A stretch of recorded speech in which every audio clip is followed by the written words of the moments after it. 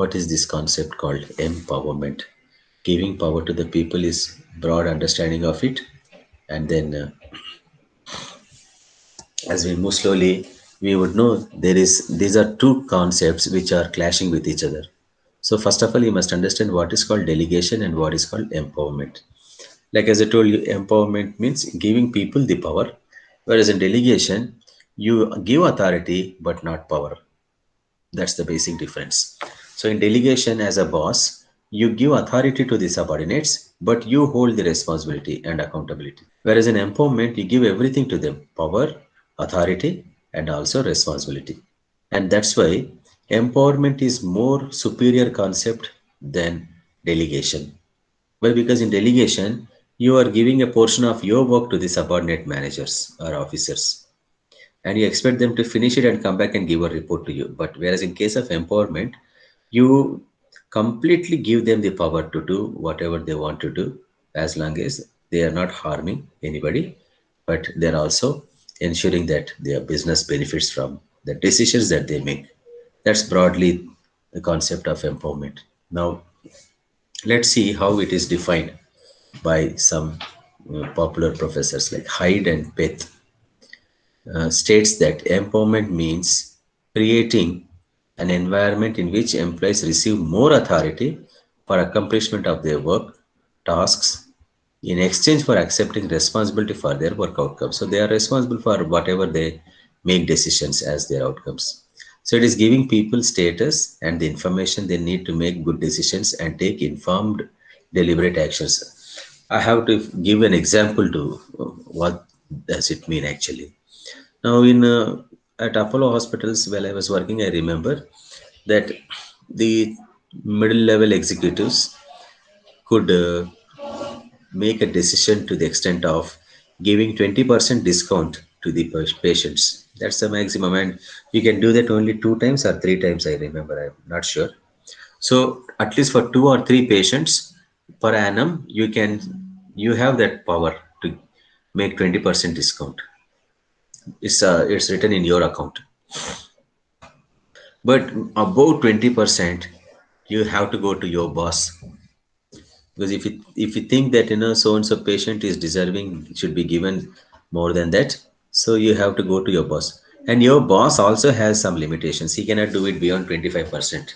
So that's the maximum discount any hospital can give. Cannot give more than 25%. 25% is a rare thing, because when you give discounts, it is eating away your profits. Very simple. So, but you think that there's a genuine case, the patient deserves some help from the hospital, you can consider those things. But you are empowered only to the extent of giving 20% discount. For example, in Apollo hospitals, I have seen in the front office executives are empowered to make decisions on their own and help the customer. But that's what, as I told you, if it is more than 20%, they are not empowered. So that's not actually empowerment, in my opinion. Empowerment means you give complete authority. Fine, 20% or 25% doesn't matter. Why should they go to boss for 5%? So when you go to boss for 5%, it is waiting time increasing, the patient is restless or the attendant is restless, and then they'll speak. Instead of giving the discount, they are not happy with your hospital. Then why should you do that? So when you empower employees, they can solve problems and manage change on their own. That's the interesting aspect. So when empowerment initiatives are there in a workplace, employees experience high levels of meaningfulness in their work. They'll have personal influence and also self-efficacy. So they'll be more successful, more productive. That's what this message is all about. Now, how do we empower them? So these are the three things that I want to suggest. Now, if you want to empower your employees, first thing is give them exposure, visibility, and protection. That's the first dimension of empowerment. Give them always exposure and let them be visible to the world, and then you protect them for all the decisions that they make. That's one facet. Then the second one is facilitating their career development. So let them grow in their workplace, give them more challenging assignments, then after performing, give them a promotion, then see that they stay with you for a long, long time. Then acceptance and encouragement. Accept whatever they are making, contributing to the organization. helping the patients and the attendants, and encourage them. So when you're encouraging them, they are empowered. This is what happened in our ancient times when the soldiers win the battle.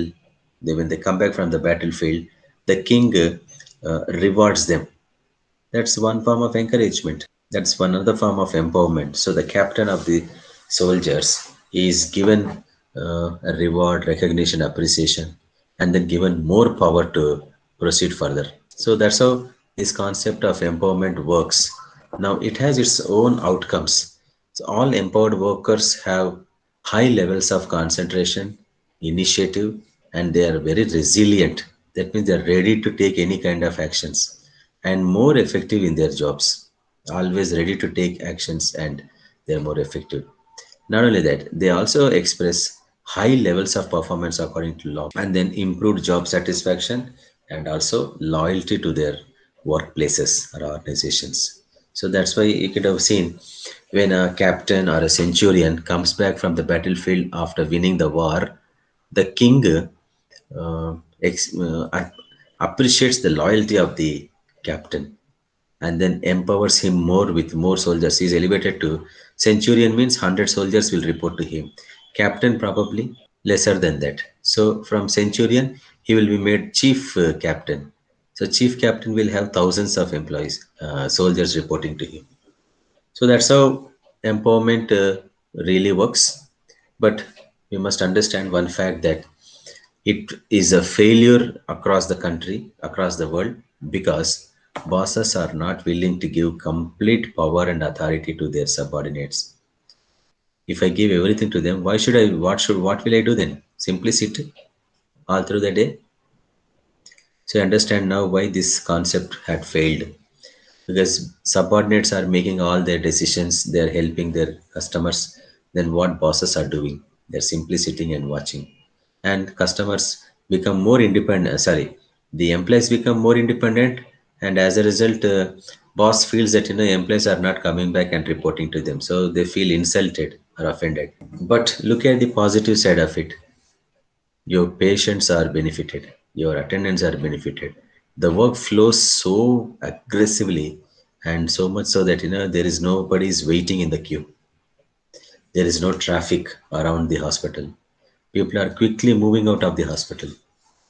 So it's a short process, it generates quick revenue. So it's known for its benefits, but unfortunately it has been failed because of the superiors uh, unwillingness to empower their employees, because it's not going to help the organizations.